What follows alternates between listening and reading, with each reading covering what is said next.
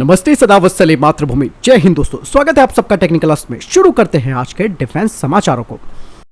दोस्तों, सेना की डिजाइन ब्यूरो ने भारतीय ड्रोन महासंघ यानी कि DFI के साथ एक सहमति पत्र पर हस्ताक्षर किए हैं, जिसके तहत भारतीय सैनिकों के लिए उच्च क्षमता वाले ड्रोन विकसित किए जाएंगे। बता दें कि DFI, जिसमें कि Astoria aerospace, Quidditch innovation lab, auto micro USS, Aarav unmanned system और इंड्रोन्स इसके सदस्य हैं। दोस्तों, ये कहा जा रहा है कि आर्मी डिजाइन ब्यूरो और DFI Indian army's Him a drone thon नाम का एक कार्यक्रम शुरू करेंगे और भारतीय सेना इसके लिए पूरा समर्थन देगी और ड्रोन आधारित संसाधनों के विकास के लिए प्रस्तावों को भी आमंत्रित करेगी।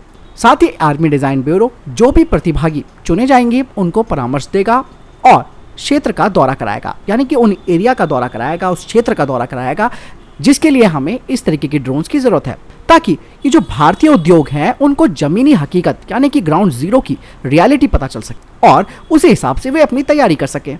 बता दें कि इस MOU के तहत DFI और ADB इसकी पूरी योजना, अनुसंधान, परीक्षण, विनिर्माण और इससे संबंधित टेक्नोलॉजी पर भी सहयोग करेंगे, जिनका उपयोग भारतीय सेना कर सकती है।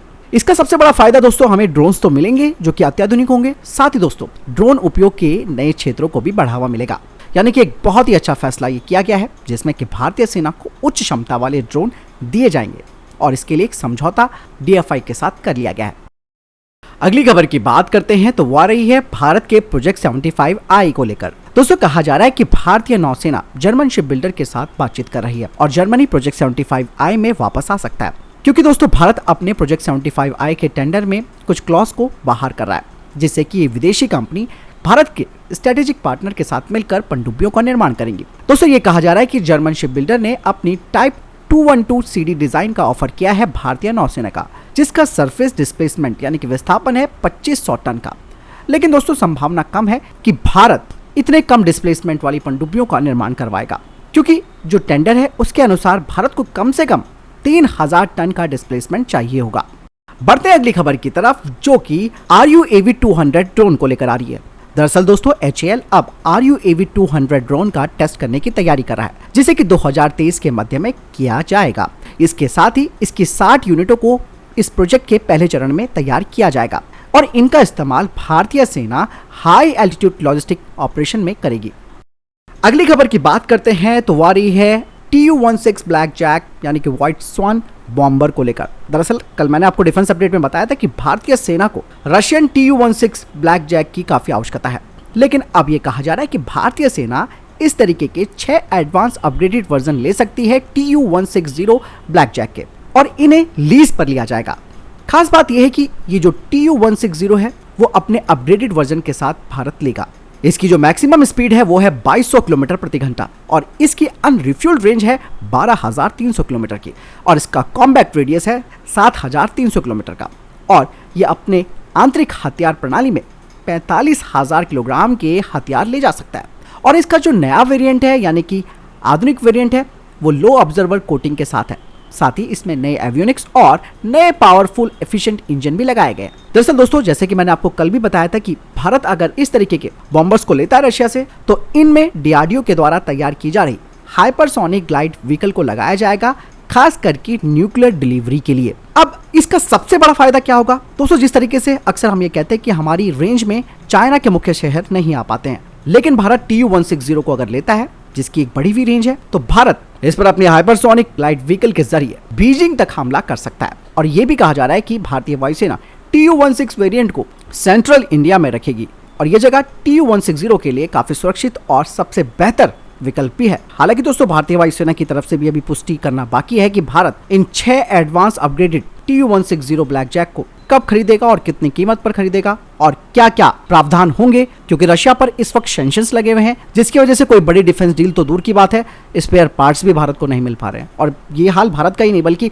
उन देशों का भी हाल बेहाल हो रखा है जो कि रशिया के हार्डवेयर का इस्तेमाल कर रहे हैं।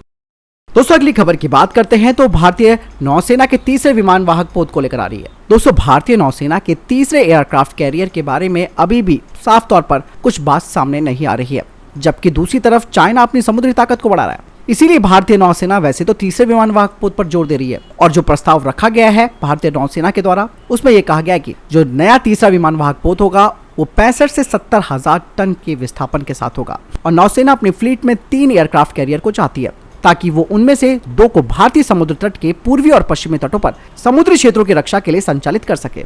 और ये तभी हो सकता है जब भारतीय नौसेना के पास 3 विमान वाहक पोत हो। ऐसा दोस्तों भारत के लिए इसलिए भी जरूरी हो रहा है क्योंकि दोस्तों जिस तरीके से चाइना ने अपनी ताकत को और बढ़ाने के लिए खासकर कि समुद्र में लगातार वह एयरक्राफ्ट कैरियर का निर्माण कर रहा है, और भारत के पास तो दोस्तों विमान वाहक पोत को संचालित करने का एक लंबा अनुभव भी रहा है, जबकि चाइना के पास इस तरीके का बड़ा अनुभव नहीं है। और दोस्तों दूसरी तरफ चीन ने तो 335 युद्धपोतों और पनडुब्बियों के साथ अपनी सबसे बड़ी नौसेना बना ली है, जबकि भारत के कुल बेड़ों की संख्या 130 है।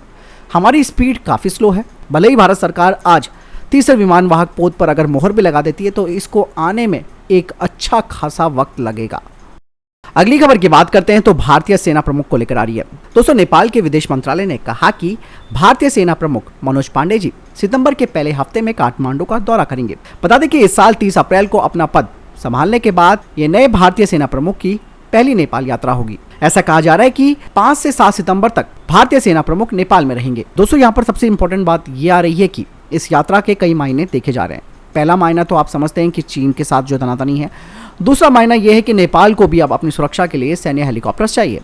नेपाली सेना पहले ही भारतीय सेना को 2 सैन्य हेलीकॉप्टर सहित अन्य सैन्य सहायता के लिए अनुरोध कर चुकी है, और अब नेपालियों को लग रहा है कि इस बार ये जो यात्रा होगी सेना प्रमुख की, इस दौरान डिफेंस डील्स हो सकती हैं। और वहीं दूसरी तरफ भारतीय सेना प्रमुख को जनरल का मानद पद भी प्रदान किया जाएगा, जो कि भारत और नेपाल के बीच एक पारंपरिक प्रथा भी रही है। दोस्तों अस्त्रा मिसाइल के बाद अब भारत के Su-30 MKI को इजरायली IRBER BVRAM मिसाइल से लैस किया जाएगा। बता दें कि Israeli IRBER air to air missile एक घातक और लंबी दूरी की मिसाइल है जो कि एक्टिव रडार सीकर के साथ है, और इस मिसाइल के साथ अब सुखोई 30 MKI का कैपेटिव उड़ान परीक्षण किया जाएगा। IRBER एक डुअल पल्स रॉकेट मोटर के द्वारा संचालित होती है, जो कि 100 से 140 किलोमीटर से अधिक की सीमा में हवाई लक्ष्य को भेज सकती है। IRBER में असाधारण ऑपरेशनल लचीलेपन के साथ दुश्मन के वातावरण में हवाई युद्ध की चुनौतियों से निपटने के लिए डिजाइन किए गए इलेक्ट्रॉनिक काउंटर मेजर्स हैं, और पहले से ही भारत के LCA तेजस MK1 प्लेटफॉर्म में इसे ऑपरेशन करने के लिए मंजूरी भी दे दी गई है। बता दें कि जहां अस्त्रा MK1 की रेंज 110 किलोमीटर है, वहीं IRBER जैसे सुखोई 30 MKI पर लगती है तो इससे भारतीय वायुसेना के सुखोई 30 MKI की ताकत में जबरदस्त इजाफा हो जाएगा, और इस तरीके से भारतीय वायुसेना को एक बेहतर अस्त्रा MK1 और IRBER BVR मिसाइलों का बेजोड़ क्षमता मिलेगी। दरअसल भारत अब रशियन R-77 BVR मिसाइलों को धीरे धीरे हटाना चाहता है। बता दें कि इंडियन एयरफोर्स 2025 तक लंबी दूरी की हवा से हवाई मार करने वाली मिसाइलों के साथ अस्त्रा MK2 जो कि 160 किलोमीटर होगी, अस्त्रा MK3 जो कि 340 किलोमीटर के साथ होगी, इनको एकीकृत करने की योजना बना रहा है। इजरायली IRBER BVRAM के साथ अस्त्रा MK2 का परीक्षण भी इस साल किए जाने की योजना है, यानी कि सुखोई 30 MKI से लेकर तेजस मार्क 1A अस्त्रा मिसाइल के साथ साथ IRBER BVRAM मिसाइल से लैस होंगे, जो कि बेजोड़ ताकत और क्षमता देंगे भारतीय वायुसेना को। दोस्तों रक्षा क्षेत्र में आत्मनिर्भरता और मेक इन इंडिया की दिशा में भारत ने एक बड़ी छलांग लगाते हुए अब अमेरिकी नौसेना के जंगी जहाज चार्ल्स ड्रीफ की मरम्मत समेत अन्य सर्विस करने का जिम्मा लिया है। कहा जा रहा है कि अमेरिकी नौसेना का यह जहाज मरम्मत के लिए चेन्नई के कट्टुपल्ली में L&T के शिपयार्ड में पहुंचा है, और ये दोनों देशों के रक्षा संबंधों में एक नया आयाम जोड़ेगा। दोस्तों ये पहली बार है कि जब भारत किसी अमेरिकी नौसेना के जहाज की मरम्मत करेगा। बता दें कि अमेरिकी नौसेना ने जहाज के रखरखाव के लिए L&T के शिपयार्ड से अनुबंध किया था। दोस्तों इससे एक बात और साफ होती है कि अमेरिकी नौसेना पोत का भारत आना और यहाँ पर अपनी मरम्मत करवाना, ये भारत के शिपयार्ड की क्षमताओं को तो दर्शाता ही है, साथ ही आने वाले समय में ये भारत के लिए एक बड़ा मार्केट भी दे सकता है। दोस्तों मैं आपको बताना चाहूंगा कि भारतीय जहाज निर्माण उद्योग के पास आज लगभग $2 अरब के कारोबार के साथ 6 प्रमुख शिपयार्ड हैं। भारत का अपना डिजाइन हाउस है, और यहाँ पर भारत सभी तरीके के अत्याधुनिक जहाज बनाने में सक्षम है। और आपको पता ही है कि भारत का स्वदेशी विमान वाहक विक्रांत भारतीय जहाज निर्माण उद्योग के विकास का एक उदाहरण है। कहा जा रहा है कि ये जो नौसैनिक जहाज अमेरिका का आया है, इसकी मरम्मत और सर्विस में कम से कम 11 दिनों का वक्त लगेगा।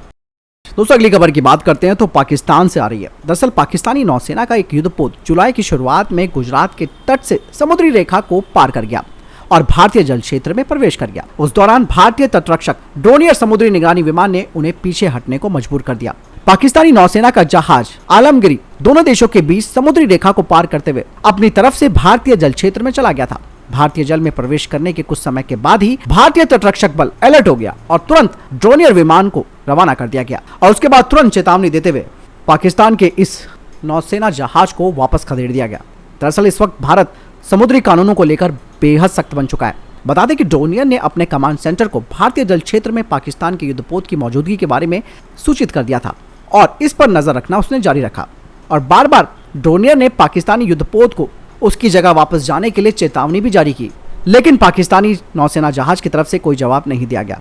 उसके बाद ड्रोनियर ने PNS आलमगिरी के ऊपर मंडराना शुरू कर दिया। दोस्तों अगली खबर चाइना से आ रही है। चीन के विदेश मंत्री वांग यी ने एक संक्षिप्त यात्रा की है बांग्लादेश की, और उसके बाद वे वहां से चले गए। बता दें कि चीनी विदेश मंत्री की यात्रा 24 घंटे से भी कम समय की थी। इस दौरान चीन और बांग्लादेश ने द्विपक्षीय बैठक के बाद 4 समझौतों पर हस्ताक्षर किए हैं, जिसमें कि दोनों देशों ने संस्कृति, आपदा प्रबंधन, समुद्री विज्ञान के बारे में ढाका विश्वविद्यालय के साथ चीन के एक विश्वविद्यालय के एक शैक्षिक कार्यक्रम और फिरोजपुर में 8वें बांग्लादेश चीन मित्रता सेतु सौंपने के क्षेत्र में ये समझौते किए हैं। इसके अलावा चीन बांग्लादेश से अतिरिक्त वस्तुओं पर शुल्क छूट पर प्रतिशत बढ़ाने पर भी सहमत हुआ है। इसके अलावा वांग यी ने ढाका में प्रधानमंत्री शेख हसीना से भी मुलाकात की। तो दोस्तों ये थे अभी तक के टॉप डिफेंस और स्पेस अपडेट। वीडियो के संबंध में कोई प्रश्न, जवाब, आपका कोई सवाल है, कमेंट सेक्शन में लिखकर जरूर पूछ सकते हैं। मिलता हूं नए वीडियो के साथ, चैनल जरूर सब्सक्राइब कीजिएगा। जय हिंद, वंदे मातरम।